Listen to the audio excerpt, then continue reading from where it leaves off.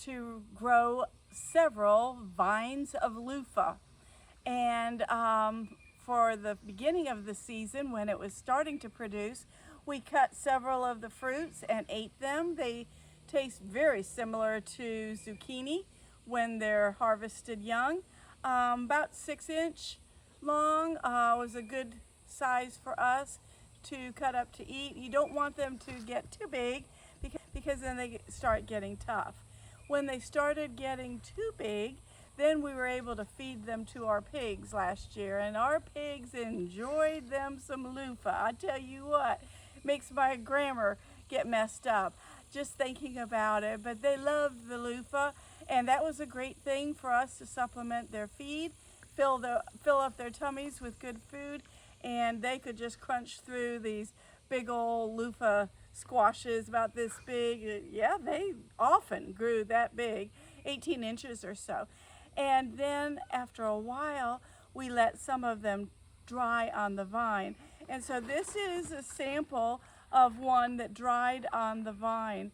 And we let them go until they were brown and crusty, crispy on the outside. And then we've just had them sitting in this basket for months on the back porch, trying to keep them dry, but looking for a use for them at this dry stage, because we're definitely not eating these babies. What we've decided to do today is to make some loofah soap with melt and pour soap. So we've got a couple of varieties that we're going to make and have those possible for exfoliating soap bars for us to use ourselves or for us to sell in our pumpkin patch store, or even to give as gifts. So it's a really nice thing. You can find them in specialty stores and stuff like that, but here we've got the loofah sponges that we grew on our own farm. A lot of people think that loofah is a sponge from the ocean, but it is not. It is actually a hardened vegetable. These are the fibers of a vegetable. So anyway, what we learned is that they are full of seeds. You can hear it. It sounds like something for the percussion department of our church worship team, you know, just make this rattly noise. And I think I'm going to send one to church with you tomorrow, Kevin. Let's see what the church members think about you shaking this instead of your regular stuff. Anyway, they are full of seeds.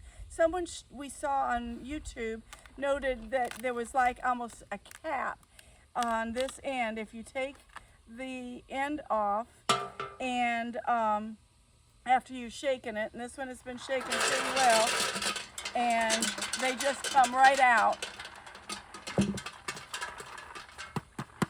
And just when you think you've shaken all of them out, there's 200 more in there. It is amazing. I don't know why the world isn't covered with loofah, because these things produce so many seeds, and in our experience, we have not had any trouble with germinating these seeds, even when they were a couple of years old, and they make very healthy plants. So yeah, this is a pretty good thing. I'm going to try to shake him again.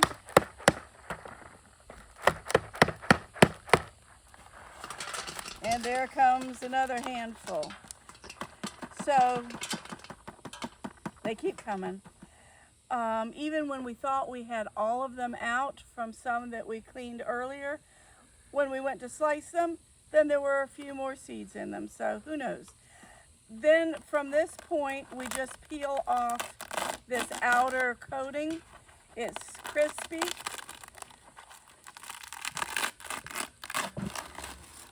There's probably some technique to do it fast and easy, but this isn't taking too long. And then the inside is just the clean sponge.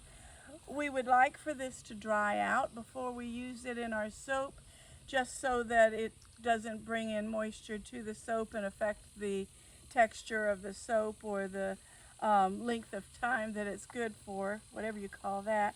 But anyway, the shelf life, I suppose.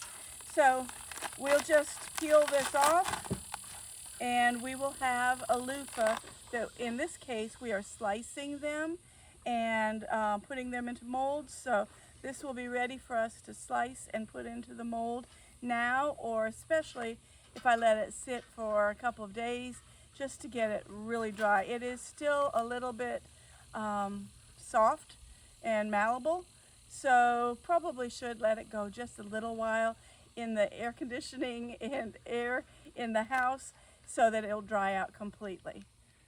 Okay, so we took our peeled loofah and sliced it. Now, what I had to do in my mind, this little muffin pan kind of thing was much wider diameter for each little section than what it turned out to actually be. I guess I was imagining it to be larger, maybe 6 in a set there. But anyway, so we chose the width of these cleaned loofah that would fit in this size hole. And surprise, surprise, even though we thought we had all these cleaned out, we kept having, every time we picked them up, some more seeds fell out. These things come with a gazillion seeds. I'm sure we've already mentioned that, but wow, it's crazy. So we sliced these off to the thickness or the height of each little cup in the silicone mold, and then left the rest of this. We can find other uses for these. Some people grind them up and put them in their soaps as little bits. I haven't figured out if I like that idea or not. And then this one seemed to be sort of too wide at its widest point for us to use it, but we'll use it for another application later on. So this part is just the prep for getting the loofah in the mold, and we'll add the melt and pour soap to it after we melt it and after we put the fragrance in it. So this big block of soap base, it needs to be cut up into smaller chunks, maybe like 1-inch cubes, so that it can be melted faster and easier.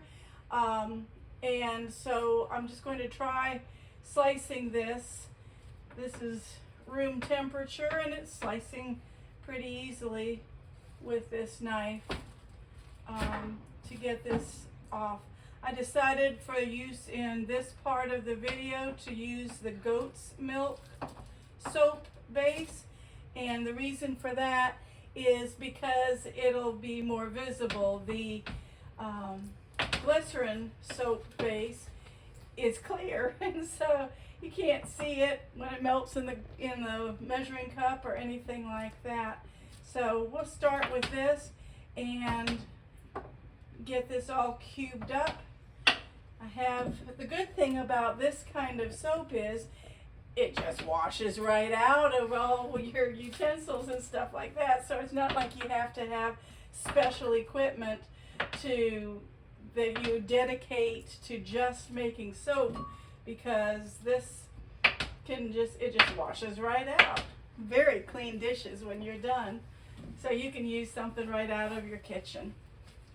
Let's see what this does. We're going to put it in the microwave. A lot of the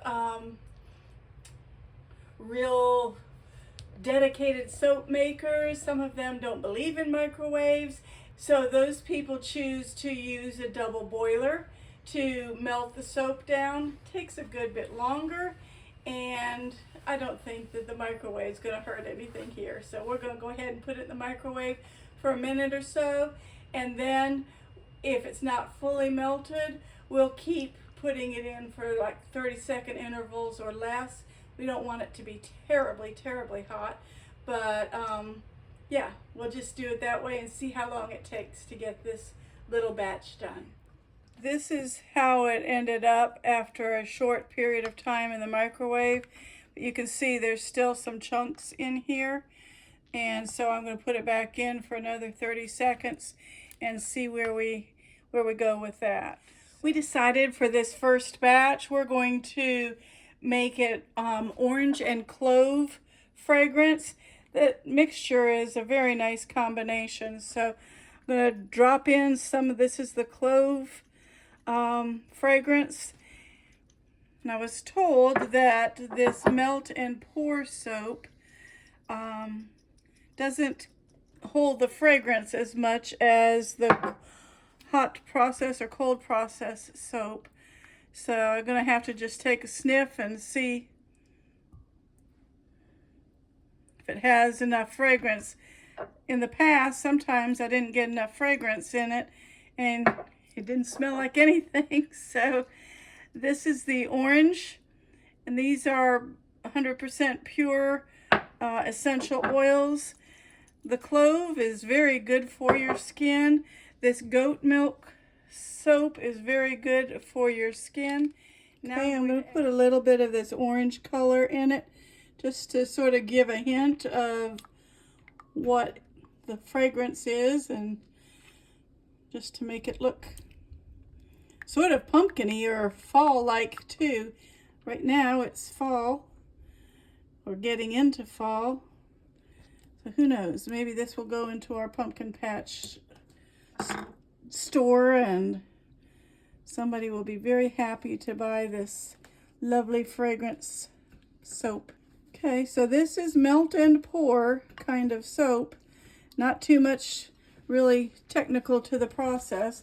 Let's see what we can do to fill these little muffin cup kind of things with the soap mixture. And I have no idea how much it's going to take because we didn't know how much the loofah was going to fill these little containers or what that was going to do. So looks like I need to scrape as much as I can out of this, and then we'll make another batch about the same amount to finish this out. There you go. We'll melt some more and start the process again. I did learn that it was better to have smaller pieces because this one chunk did not want to melt. So next time I'm going to go with smaller pieces to make it melt more evenly.